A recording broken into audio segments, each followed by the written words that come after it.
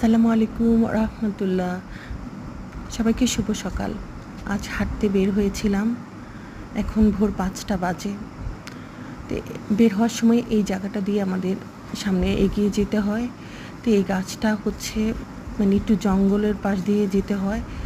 আর এই যে বটগাছটার কথা আমি আগেও বলেছিলাম, এই বটগাছের কাছ দিয়ে আসলে শরীরটা কেমন জানি মানে ফিল হয়, মানে শরীরটা কেমন ভার হয়ে যায়।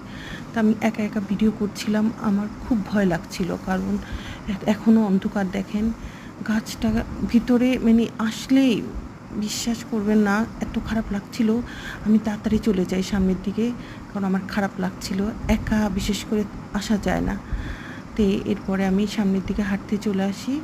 এই যে এখানে আমরা হাঁটতে আসি, এখানে আসার পর শরীরটা একদম পাতলা হয়ে গেছে।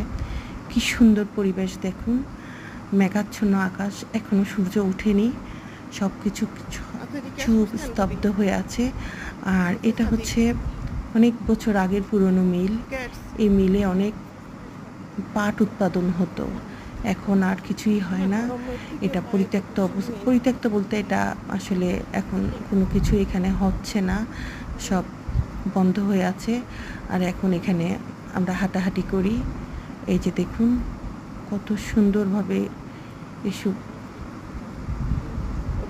দালান কোঠাগুলো করা হয়েছিল। আর হাঁটতে আসলে অনেক ভালো লাগছে। সবাই ভালো থাকবেন। ওকে।